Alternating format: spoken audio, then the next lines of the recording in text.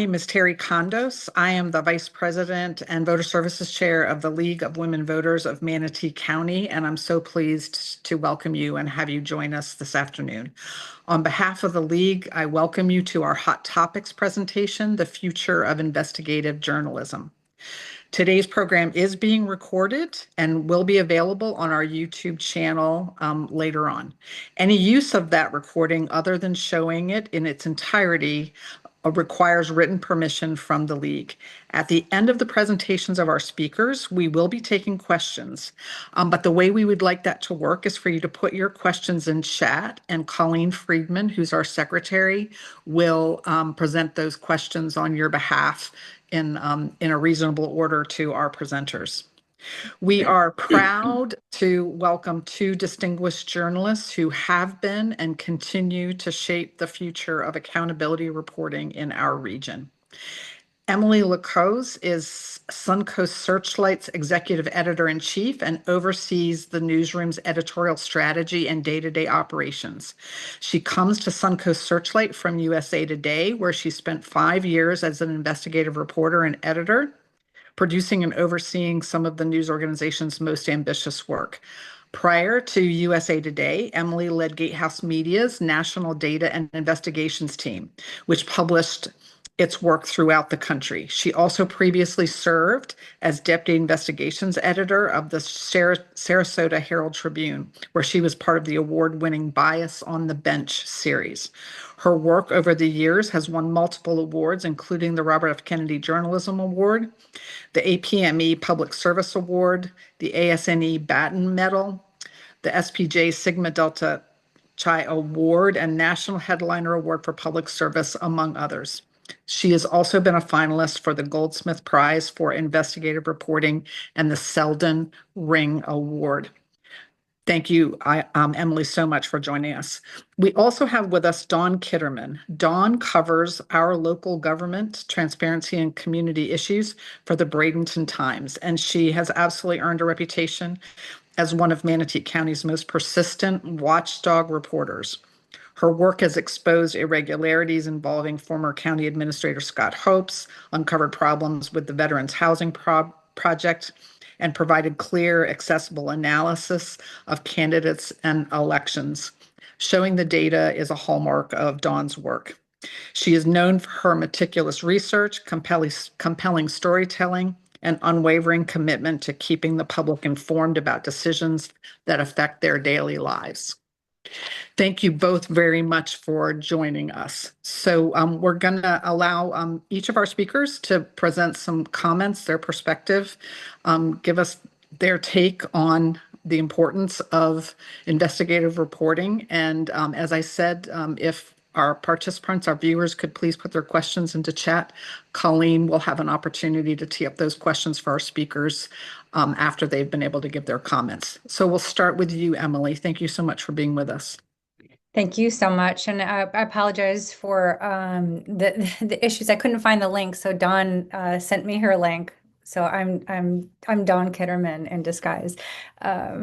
So thank you all so much for being here. This is such an important topic, and I'm honored to be able to share this space with you. I thought first I would just kind of say, well, what is investigative journalism? It is definitely something that we hear a lot about, but how is it different from regular journalism? And I like to think of it as investigative journalism is, like daily journalism tells us what happened. Investigative journalism explains why it happened, how it happened, and whether it should have happened at all. So investigative journalism typically exposes some type of wrongdoing or an abuse of power or systemic failure.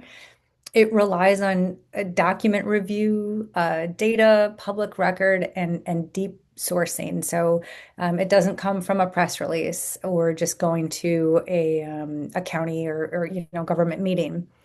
It aims to hold powerful institutions and people accountable, and it often takes weeks or months to report, not hours or days. And so it is a deep investment of time and resources for newsrooms to do investigative reporting. It also typically involves reporters with more experience and just more bandwidth.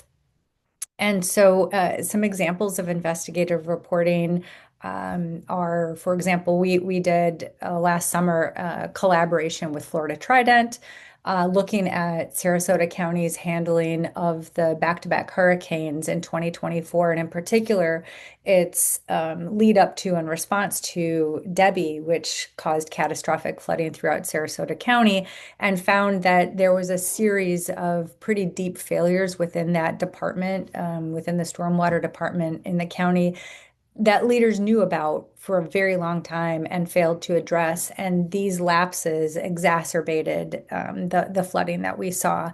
So that was a great example, and it had impact. As a result of our reporting, the county fast-tracked the creation of a standalone stormwater department, appointed a standalone stormwater chief, and we also saw the resignation of one of the county assistant administrators in the wake of our reporting as well. So pretty quick series of impacts, and that is also pretty typical of investigative reporting, is as you tend to see heads roll, so to speak. Another example, we collaborated with the Bradenton Herald and investigated. I'm sure if anybody was paying attention, we all noticed the same sort of drumbeat of teacher misconduct accusations coming out of the Manatee County School District last year. And after about like 6 or 7 weeks of this, we were all like, okay, what's happening? This needs to be investigated. And so we collaborated with journalists over there and investigated, and found that they had missed red flags in the hiring process. And then after these educators were on the job, they'd missed subtle signs of boundary crossings, all of which then snowballed into outright misconduct and abuse. And then of course, Dawn's work is perfect example. Some of the reporting that she's done, including on the veterans housing, were just, fantastic. But I'm sure you've also noticed this, investigative reporting and reporting in general, journalism in general, has suffered a pretty deep blow to the industry. We've lost a lot of resources. The internet changed our revenue model pretty dramatically, and as a result, newsrooms across the country have shed staff. Like dogs shedding fleas after a treatment. I mean, that is a terrible analogy, and I apologize. And I'm glad this recording isn't going to be broadcast everywhere because that sounds bad. But I'm a better writer than I am speaker, guys.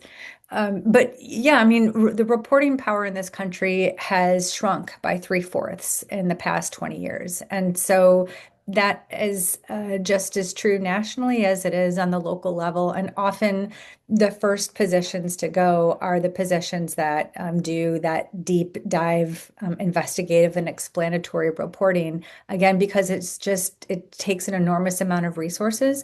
And when you're operating with a fraction of the staff that you used to have, you're making decisions based on what can we fill the newspaper with today? And so you're dispatching reporters to events, press conferences, meetings, and not so much granting them the resources and the time it takes to dig deep. And so that's often the first thing that you miss. And I'm sure everybody's noticed the same thing when they open up the pages of their local newspapers. It is not the meaty content that we used to get 20 years ago. It is often what are the top 10 best burgers to get in town?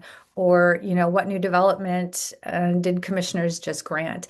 You rarely get to see, okay, why did they grant that? And did those developers give them campaign contributions, and pulling public records to see the interactions between developers and elected officials that might give you clues as to why certain projects are greenlit despite the environmental consequences, or even that there are environmental consequences. So these are the things that investigative reporters and reporting tend to focus on, and that sadly has been lost.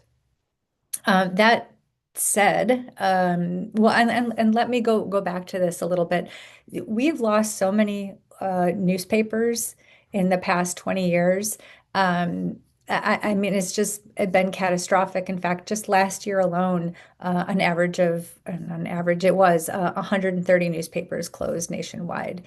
And almost 40% of all local newspapers have vanished since 2005. I mean, so this is a catastrophic blow to the industry and to our democracy, I think, as well.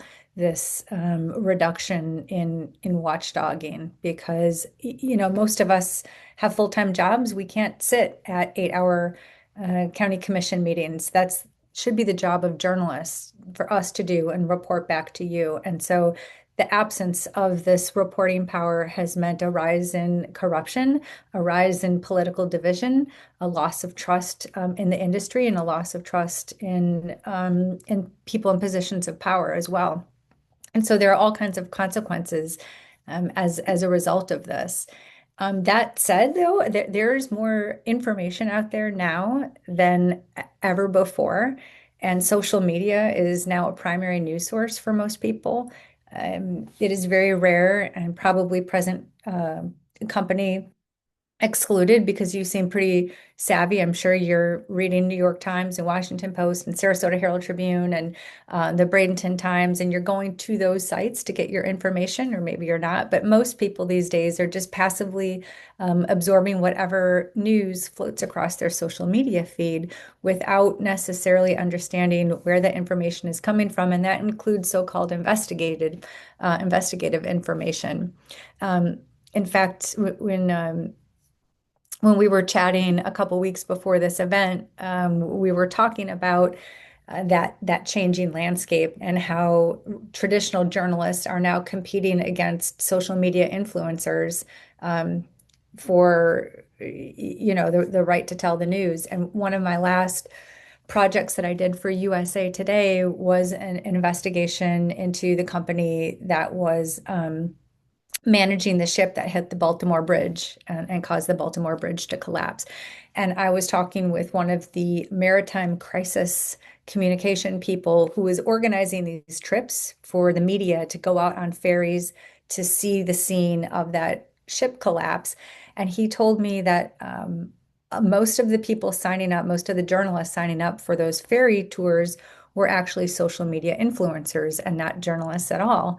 And when I asked him whether or not they were actually letting these social media influencers on these, media tours, he said that they had all discussed it internally and decided that they would allow them to participate because most of them had larger audiences than the traditional media organization from which these traditional journalists hailed. And so they decided that it was better to give these social media influencers the best information they could, since their reach was so much greater than that of traditional journalists.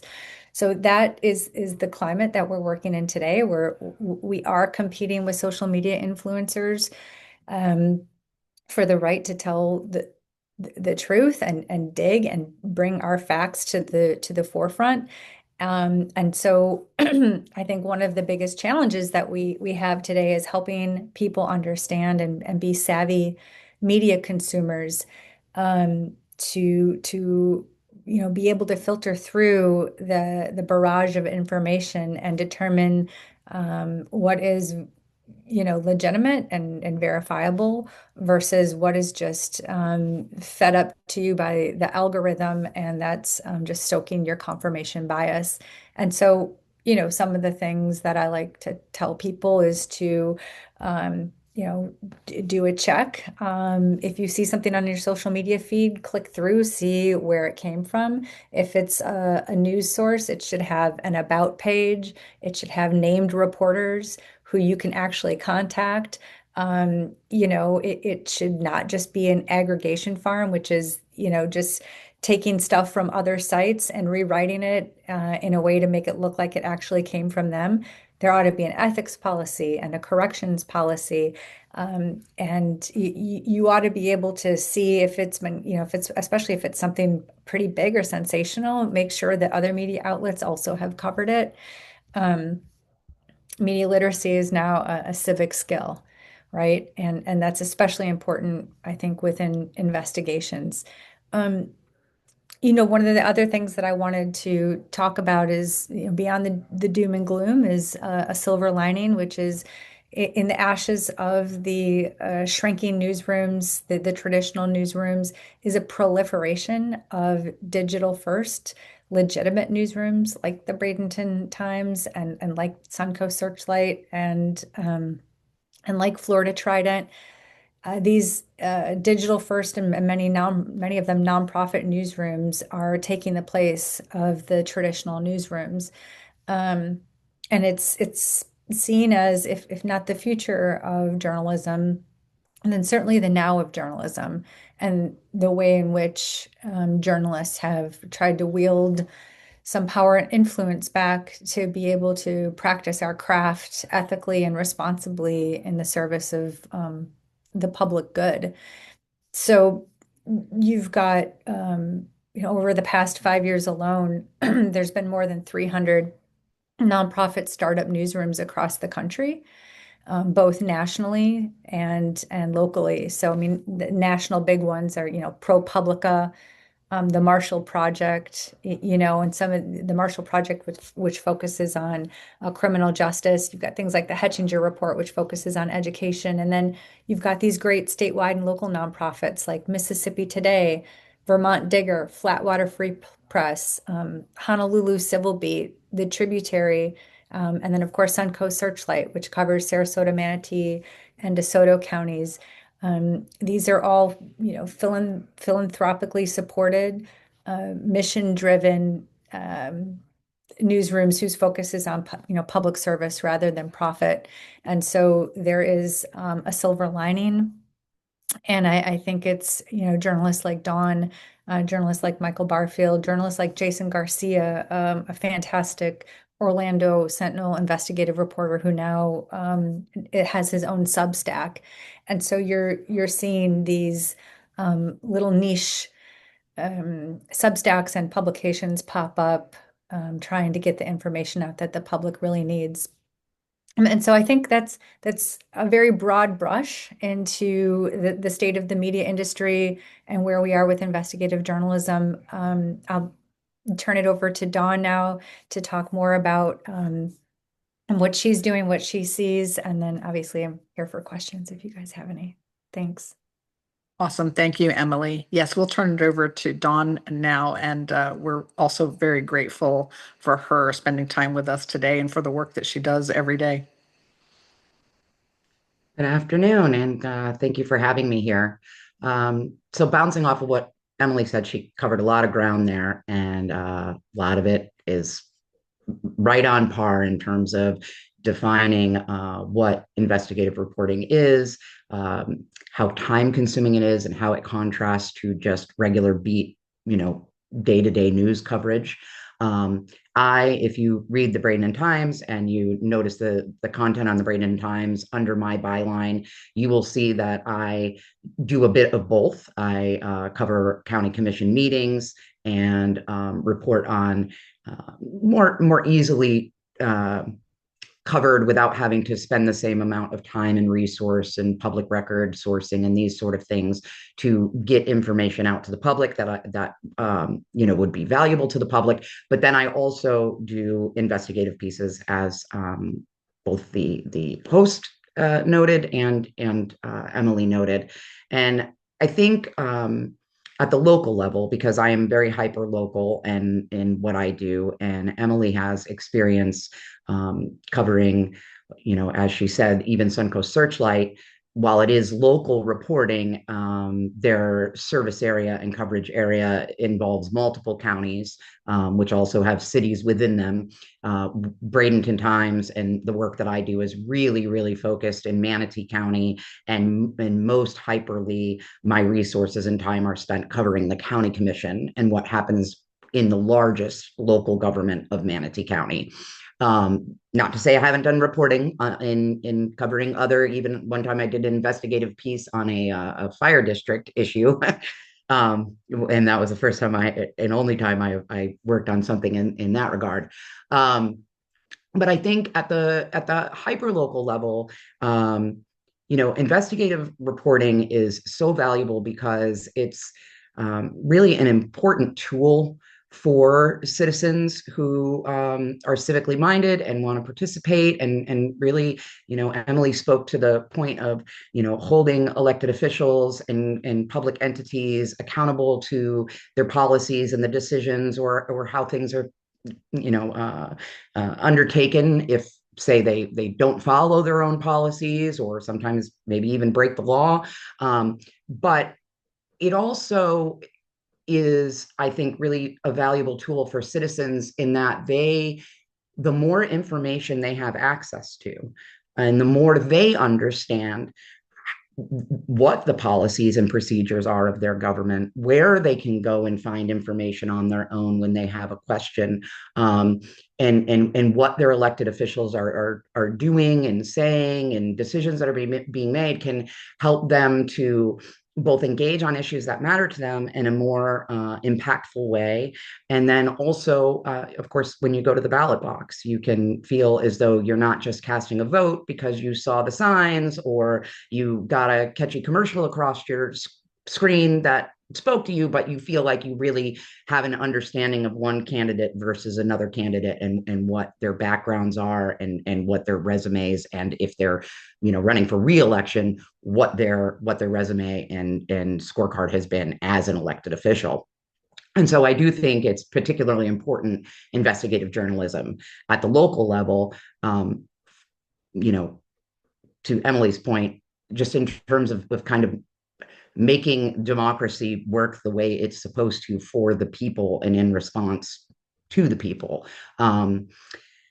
I also agree that it is challenging right now, the state of investigative journalism now, even at the local level. I often notice a perfect example that's happening right now is there is a large community discussion around this proposed cruise port terminal to be possibly constructed there, in the Terracea Aquatic Preserve area. In the immediate of that information, right? So that information was first made public by the company itself, who wanted to announce their intention to do this. They didn't do they really just kind of scratched the surface, like, hey, this is who we are, this is what we want to do, this is where we want to do it. And you didn't really get a whole lot of other details from them in terms of, like, this is where we're at in the process, this is what will come next, this is how you can engage. And so when that became public information, and their op-ed was printed in the Bradenton Herald, a lot of citizens who, I would say expectedly, it should have been expected, heard that information and went, wait, what is happening? What is being proposed in our, and a lot of conversation immediately erupted online, and people were trying to help one another. And I think it was all, of course, coming from the best place. Citizens wanted to be engaged. They care about their community. This is, it has a lot of potential future impacts if this cruise port were to become an actual thing, in terms of not just the people who live right adjacent to that area, but people who care about the ecology and the environmental impacts, but then also the infrastructural questions about traffic and community culture, and what might that mean for what Manatee County would be going into the future. And so citizens began having these conversations in real time and sharing information as they understood it, or their perspective on it. And what ultimately happened, what I watched happen in real time, was there ended up being, and not to anyone's specific fault, but misunderstandings about what exactly had happened in terms of where that idea was at in the process, and at what stage and in what ways it would be most beneficial perhaps for the citizens to then respond to that. Because you need to know where in the process you are to know what your opportunities are going to be. So to more illustrate, that project is in the process of being in what is called a pre-app situation. It's not a full application at this point. It could become that. It also might not become that. That does not mean that it is not time, that the citizens should stand down necessarily and wait. If they feel very passionate, always reach out to your elected officials and let them know how you feel. Send emails. You can find emails generally all of your local elected officials, and at the state level and Congress people, even if you can't find a direct email, you should be able to find some sort of communication form you can fill out online. However, what was very confusing about the lack of detailed information around where this proposal for a cruise port was in the process was that the biggest difference, I think, between a pre-application and an actual development application in terms of for the public's perspective and their opportunities to engage on the issue is that in a pre-application, there's no public hearings yet scheduled before your county commission. There's not yet, there's not a date yet that it will be going before the planning commission. So that those things don't happen until an actual application comes in. So if a citizen hears about this, is very engaged on this issue, and then they're seeing other people saying, because those folks online have understood, oh, this is going to go before the planning commission, we just got, it might, but that might cause certain citizens to say, well, I'll just stand by and wait if it's coming to the planning commission soon, and I will attend that. Where if they're very engaged on that issue and they have a strong position, if they understand the nuance of the process and where it is in the process, it might better inform them that actually, I don't want to wait for that. I want to let everybody know right now, how I might feel about that and why this brings me concern, or I support it, or, what have you. So that is one of the struggles that I notice sometimes in kind of where we are in the age of internet and media influencers. To Emily's point, she gave some really great how-tos when it comes to discerning, should you completely dismiss what this source is saying or take it with a grain of salt, maybe try to find comparisons or fact check it yourself, and what sources overall are offering you access to their process and their bylines, like who's behind, if it's a Substack or something, are they telling you who these reporters are, and are you able to contact them, all of the things that Emily said, because in a rapid fire situation with news. And of course, I'm speaking from the local level, but most citizens who, are civically engaged, they're not only looking at the local level, they're following state news, maybe neighboring counties, national news. It's a lot. It can feel like drinking from a fire hose and then as quickly as it comes, that too the saturation of it can make it challenging sometimes to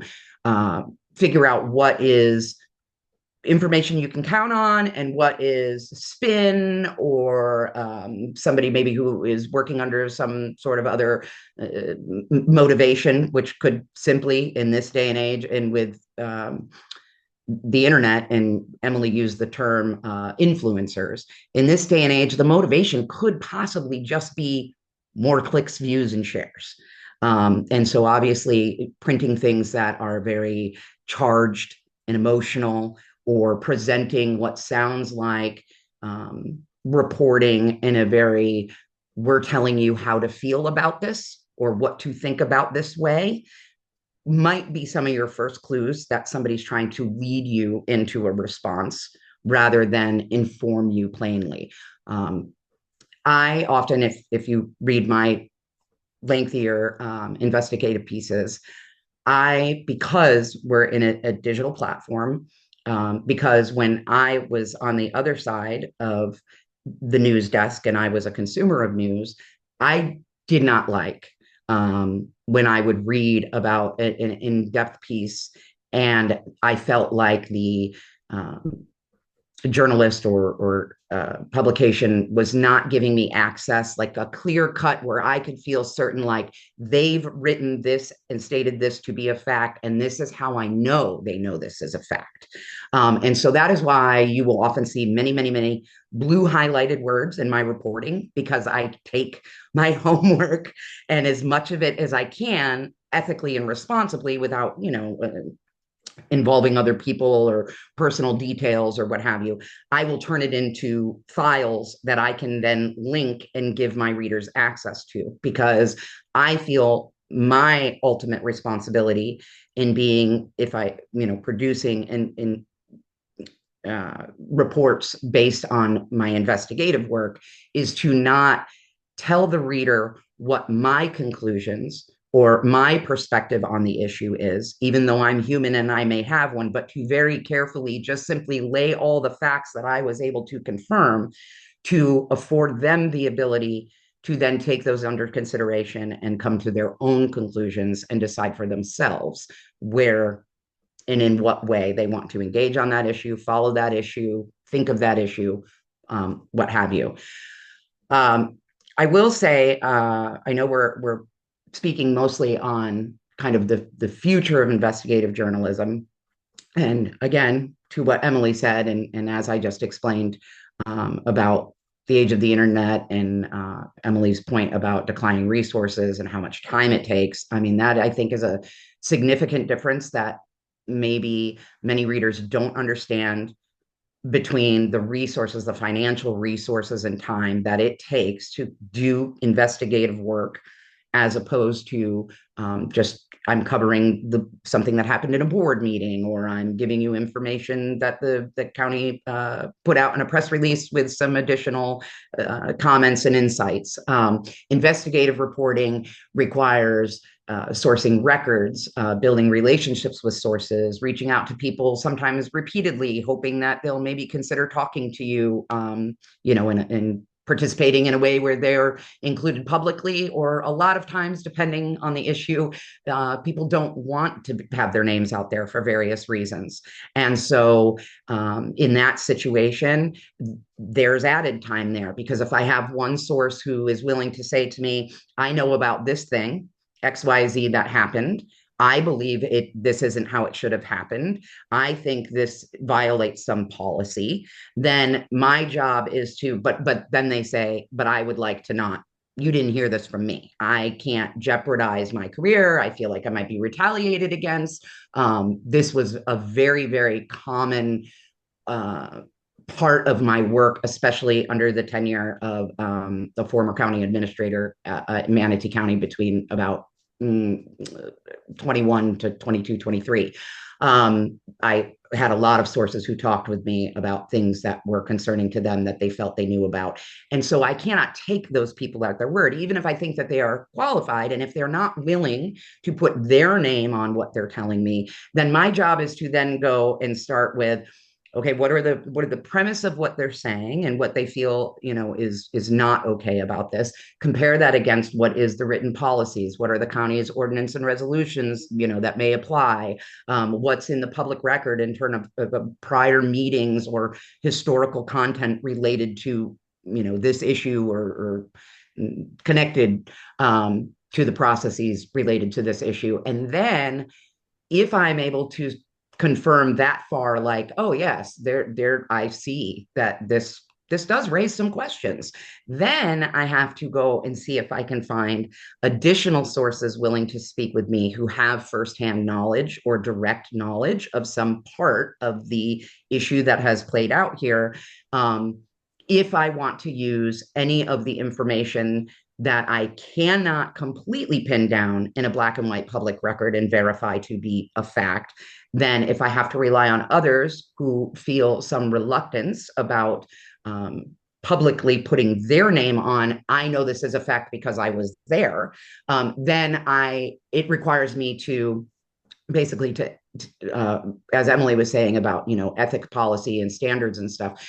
In my world, I will never, anything you've ever seen written in my reporting where it says a source who declined to be quoted or attributed in this reporting said XYZ, I will never use information from one source to source. I must have at least three, and typically I have more than three that are lending me the perspective and direction. So that understanding how much time all of that can take. Like Emily said, sometimes it's weeks, sometimes it can take months to get to the point of actually feeling like you've really got a solid hands around and you can present the facts of the matter enough to give the public a fair shot at coming to their own conclusion. That can take quite some time. And of course, in most any other, when you think of most any other sorts of work, employment type things, many times you're producing a product or doing an action that's more directly tangible, rather than this build up and then you produce it at the end. I mean, not that doesn't happen. There are other examples. Art is a great example. Music, people in the music industry obviously spend a lot of time working on things that their consumers don't have access to until and of course the other big difference being, as Emily stated, readership, and especially for nonprofit newsrooms and publications, we don't really have consumers per se. So jumping back to what I was saying about being mindful of the world of that we live in virtually now with the internet and influence, being influencers, clicks and shares and all of this. The Bradenton Times, speaking just for our publication, it is irrelevant how much a story is read or clicked or shared to the work that we do, or whether I get paid, or whether we open our doors the next day. We are not propelled by, my Facebook page, or the Bradenton Times Facebook page is not making money every time you click and share, or we are funded by our publisher, which is a former county commissioner, Joe McClash. He established the Bradenton Times in 2009. He was a Republican commissioner, served on the county commission for, I believe, 22 years. And the paper is largely self-funded and funded by the community who voluntarily offers to pay subscriptions to help keep us going. So I think that is a really important thing to understand too, about in this current environment of reporting and journalism and seeking information, and especially investigative reporting, is understanding also where your publication is, kind of what keeps them going. And I want to add a caveat there to say, just because someone, Emily gave a perfect example in Jason Garcia, he does that Substack, Seeking Rents. Just because an independent reporter, has a podcast and is perhaps making money off of ad revenue or clicks and shares, and you're obviously helping to support what they do, and they're also asking for public. I believe Mr. Garcia does accept like tips and donations from the community, does not automatically mean that you cannot trust what they say. It's just important to understand kind of the whole picture combined in terms of what their funding sources are, what their resume is, and how accessible are they to you in terms of if you want to speak to somebody at that outlet, if you have a question about their reporting, and how accessible do they make the information they work from. Jason Garcia, if he follows very closely the state legislative sessions. And often when you go and look at his coverage, especially while the legislative sessions are active, he too is a committed linker. He will link you to all the places where you can go and see exactly what he's explaining with his reporting, which I think is very helpful, especially at the legislative session that happens in a blink. And there's another perfect example of trying to be involved and engaged as a citizen in a rapid fire, just taking it all in. So I think I've covered just about everything. The other one thing I did want to add concerning, so how does the Bradenton Times decide what issues we will look into, what issues will we not, when it comes to investigative reporting?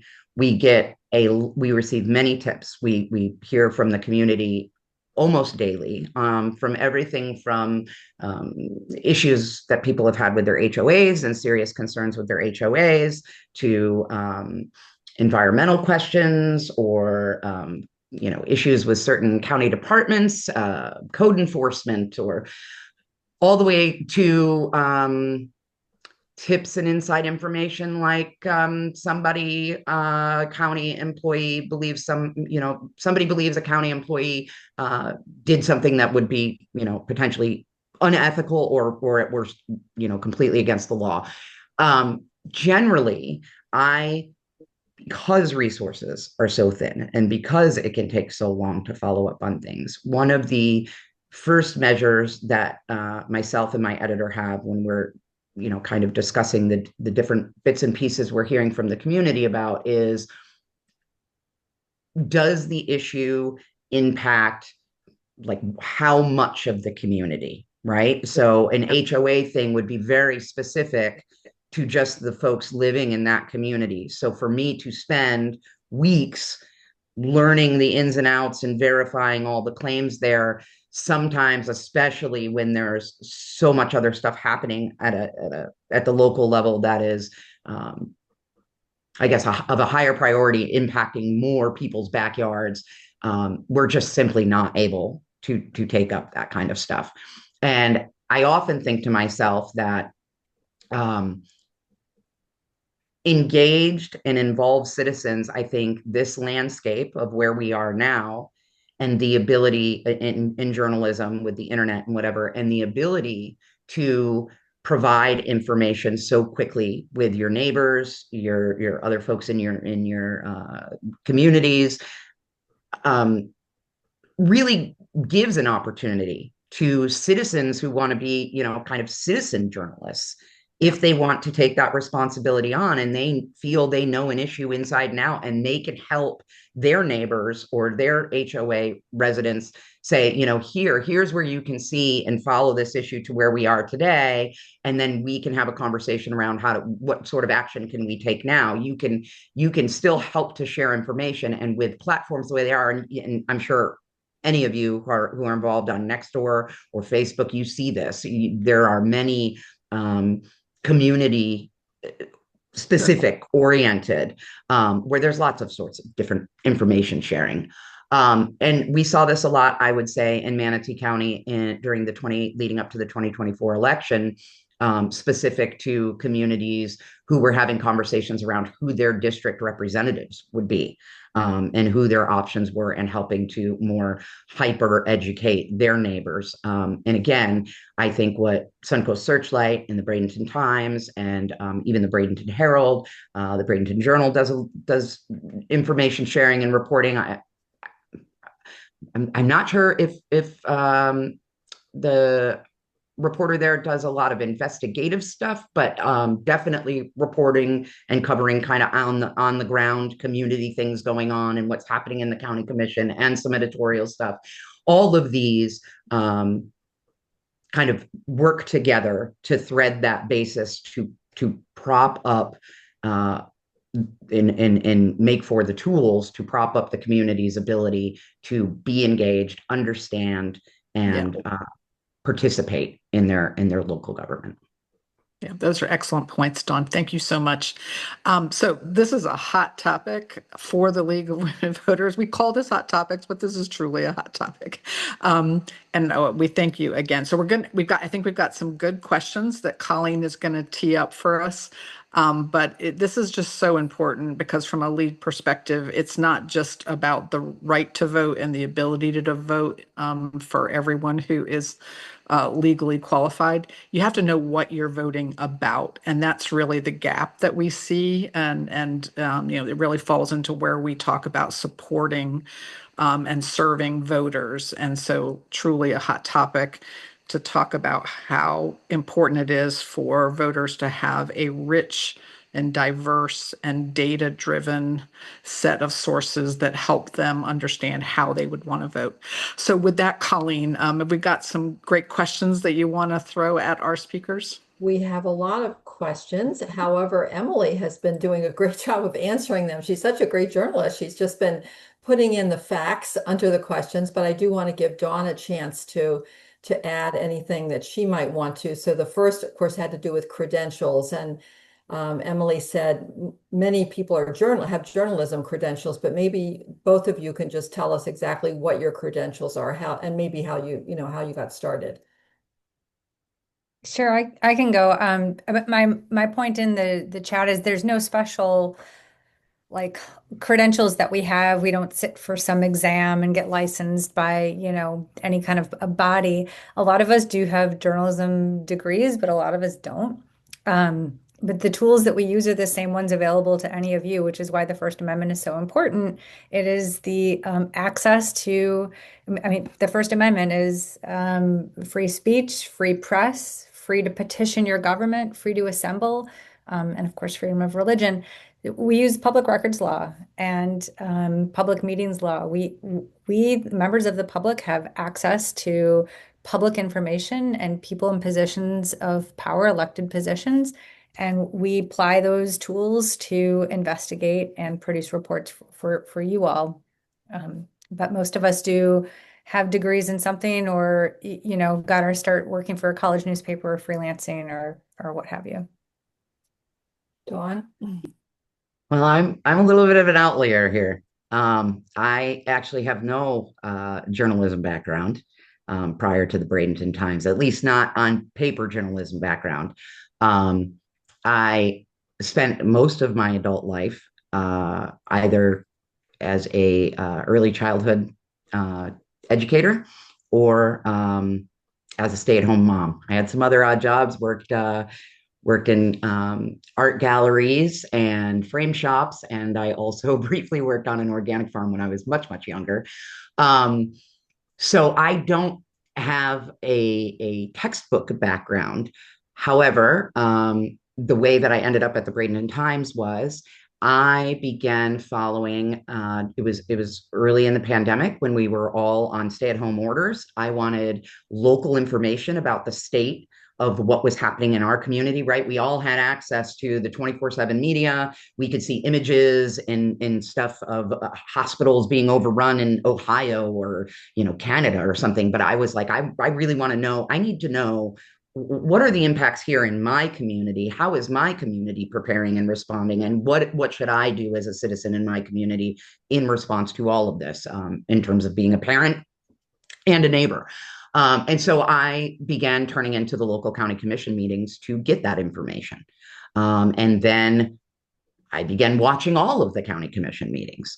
And after several months of doing this, I began seeing certain things happening in the meeting that led me to questions. And I quickly learned that I could research the public record, to Emily's point about, the tools are there for all of us to use.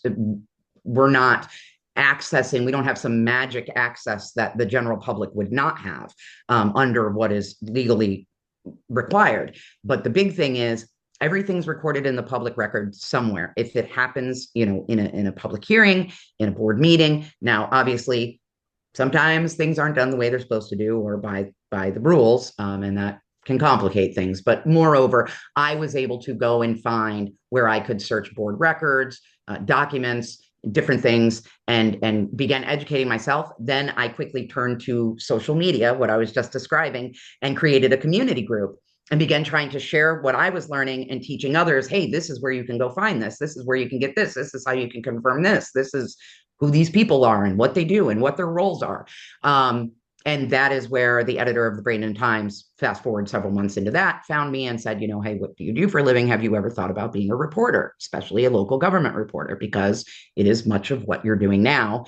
Offered me an internship. I accepted. I was supposed to intern for a year. I interned for about, I think, 6 or 7 months before the publisher and the editor agreed that I had proven my skills. And here I am.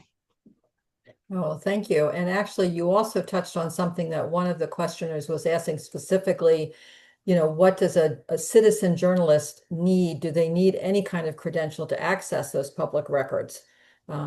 Is there anything you want to add to that? No, in short, specifically to public records, no. Mm-hmm. But I think what it's really important to in the need or to be mindful of to have is discernment, patience, and a clear,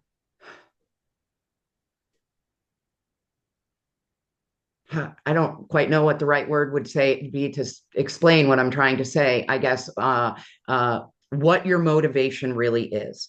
If you're leading with a, I want this goal, I'm doing this for this result, then the information you put out can inadvertently or accidentally be leading toward what it is. But if you lead with a, I want to understand this and I want to help other people understand this more, you're in a safer place where you're unlikely to be falling into that cause of wanting to influence or have an agenda per se.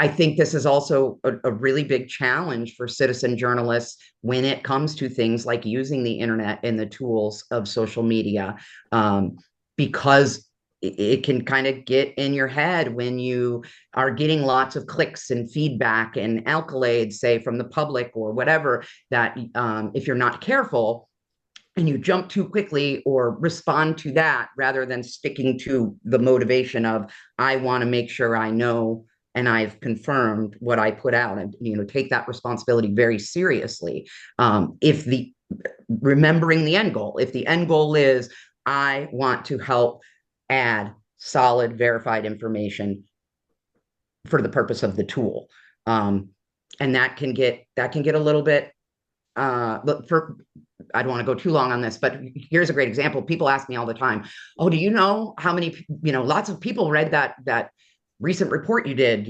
I saw it shared in all these different groups. Do you know how many views you got on that? I have no idea. I never have any idea. I don't have access to the background biometrics, I think they would be called. I don't ask. It's not, I don't want to know. I want to just do the work that I'm doing for the reason I'm doing it. And then it just put it out there. And if people read it and see value in it, great. If they don't, great, I tried. And so I think that's something that citizen journalists, if you're going to intentionally take an active role in trying to help inform neighbors in your community, and you feel you have time and energy to give to that, I would say that is a big need, is making sure you've really thought about your focus place and your end goal. And to that point, Dawn, while you were speaking, Emily, you put something in the chat box that I thought was interesting, because you said the Sunshine Law applies to citizen journalists. So would you just expand on that, Emily? What did, you were writing it when Dawn was talking about a citizen journalist. So what's your perspective on that?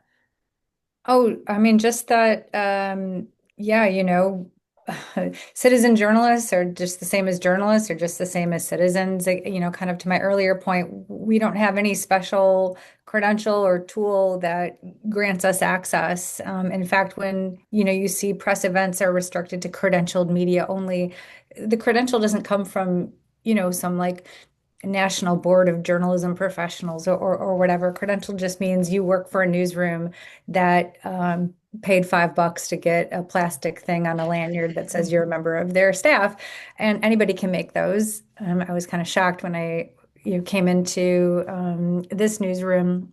Before, I've always worked for other newsrooms that gave me press passes, and I guess I never questioned where they got those press passes, but you can just go online and order yourself a press pass.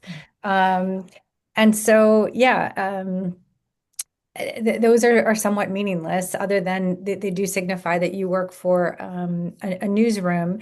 And in many media markets, those newsrooms are a known entity. Of course, it's getting harder now, right? That there's this proliferation. You used to, if you wanted to get into this business, buy a printing press. Now for $35, I can go on to GoDaddy and buy my own domain name and, get a template website. And anybody can look like they've been in this business for a really long time and print out their own press passes, right?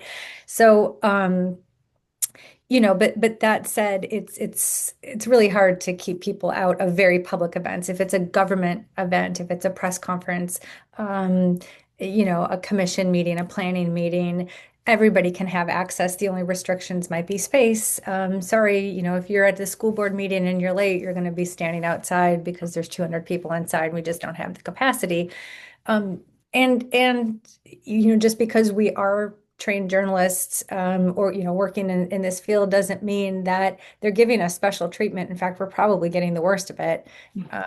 It's very rare, these days for us to put in a public records request and it just be handed to us. We are fighting with public officials and public agencies all the time for access to information. Just a couple weeks ago, we were charged over $7,000. We put in a public records request for submissions to this government portal. And even though it says on the portal, any submissions are subject to Florida's public record law, they still want to charge us $7,000 so that they can review and redact potential information out of them. I feel like Emily and I could probably speak on, I'm sorry to interrupt, we could probably hold a whole Zoom just on how much of our time is spent trying to get access to things that are not more readily accessible, like what happens in a public hearing. Yes. Background records. And I would like to clarify just on one point to the initial question that Emily was asked. When it in terms of citizen journalists or citizens being subject to sunshine law, I understand what she's meaning to say is not that we are subject to, for example, if a source were to come and speak to us, that our work is subject to sunshine. It is that we and citizens, everybody, sunshine provides all of us the same equal right to access. Yeah. Thank you, ladies, so much. I know we have a ton of other questions and we could talk about so many things, but you have important work to do, and some of us have some things that we need to return to as well. So I want to thank you all for joining us today for the future of investigative journalism. On behalf of the League of Voters of Manatee County, we're grateful for your time, your attention, and your commitment to civic engagement. And of course, we thank our speakers, Emily and Dawn. As a reminder, today's program has been recorded and will be available on our YouTube channel within the next day. Anyone who signed up and registered for this session will shortly receive an email with a link to that presentation. And we invite you to stay connected with the League, get involved in upcoming events and initiatives. Our website, lwvmanatee.org, has a calendar of events and action team meetings. Our next Hot Topics presentation is going to be on Tuesday, March 3rd, and it will be about voting access and empowerment. And our speakers for that session will be coming from the Florida Rights Restoration Coalition, which is an organization that works with returning citizens and helping them regain their voting rights and fully rejoin our communities. And also from the organization Vote Riders, a nonprofit dedicated to ensuring every eligible voter has the ID and information they need to cast a ballot with confidence. So going from knowing what you're voting about to can you and do you have the right to vote? We have to cover all of that front. So thank you again, everyone, for joining us, and especially thank you to our speakers. Colleen, Chantel, Mary Lynn, if we could go ahead and stop the recording.